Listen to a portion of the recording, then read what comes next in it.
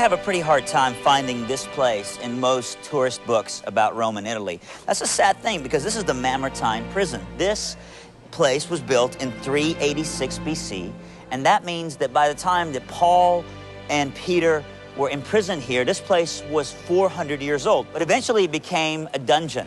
And as a dungeon, it's a pretty dreary place. And when we go in there, you have to think, wow, this place, sitting on the top of the largest of the 7 hills of Rome, was originally a place that held water and water flowed out of, but also became the very place where the book 2 Timothy has flowed out of throughout history.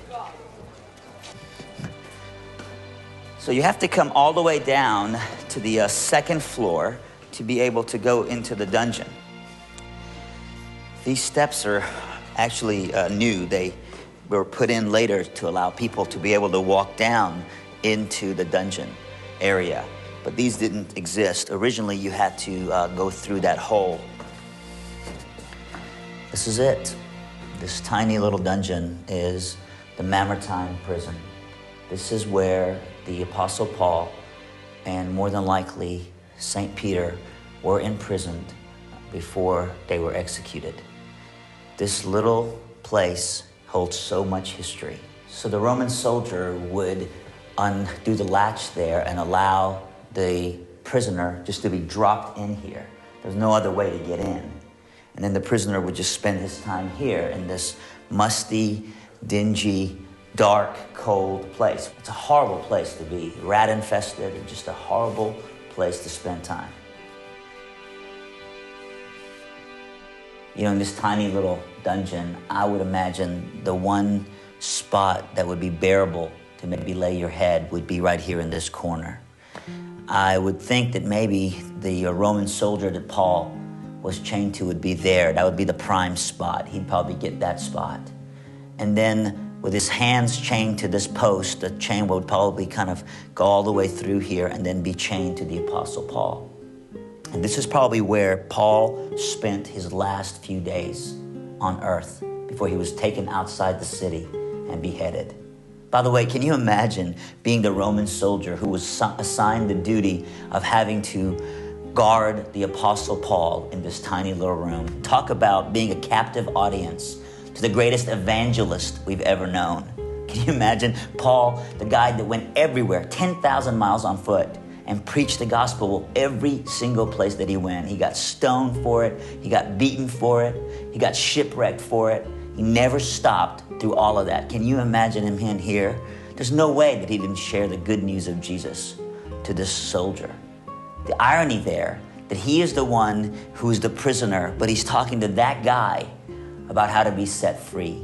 And Paul is sitting here and he's spending his very last days with a sense of urgency, and he's writing to his son in ministry, Timothy. This is where 2 Timothy was written. More than likely, this is the place where Paul began to pen his very last letter. The guy that wrote a fourth of the New Testament wrote his very last words here.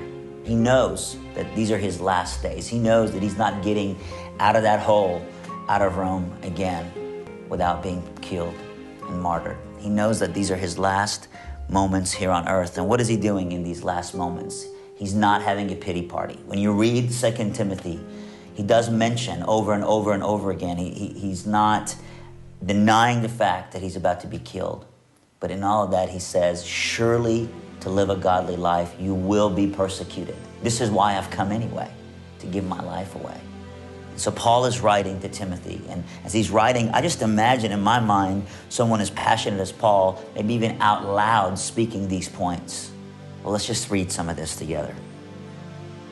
Paul says in 2 Timothy 4:2, he says, Timothy, preach the word. Preach it. Be prepared in season and out of season. Correct, rebuke, and encourage with great patience and with careful instruction. For the time will come when men will not put up with sound doctrine. How prophetic is that? Wow. Instead, to suit their own desires, they will gather around them a great number of teachers to say what their itching ears want to hear. They will turn their ears away from the truth and turn aside to myths. But you keep your head in all situations, endure hardship, do the work of an evangelist, discharge all the duties of your ministry. He's saying to this young man, look, people are going to want to hear what they want to hear, but that's not your calling. Your calling isn't to tell people what they want to hear, to make people feel good about themselves. Your calling is to tell people what they need to hear. He's saying in and out of season, when it's popular and when it's not popular, when it seems to be the easy thing and when it seems to be the only thing to do. Preach the word. Tell the truth. Do the work of an evangelist. He's saying the Bible is offensive. The truth sets people free.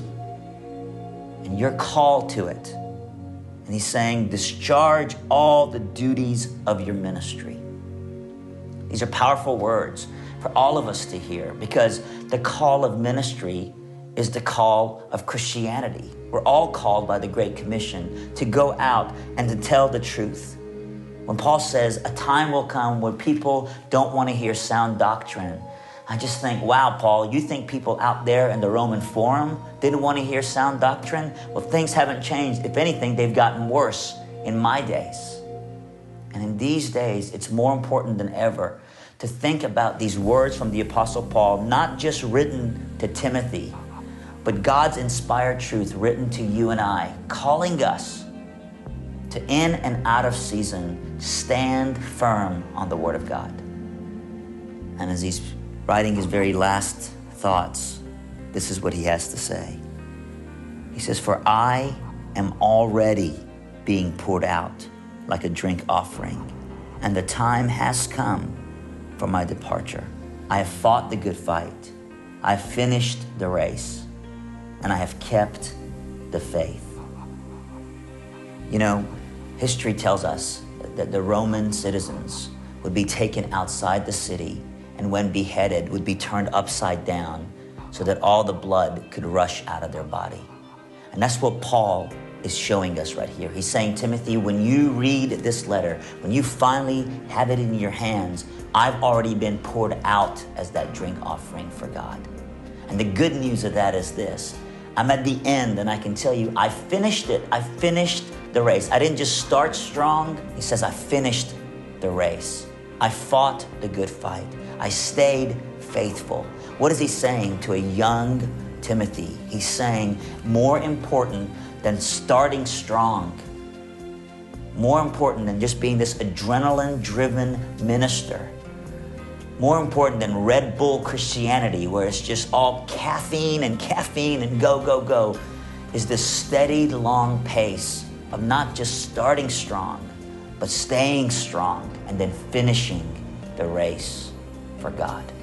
What can we do to make sure that we are faithful? What can we do to make sure that we've kept the faith, that we fought the good fight? Do you ever think about that? Do you ever think, I don't want to just start strong, I want to finish strong?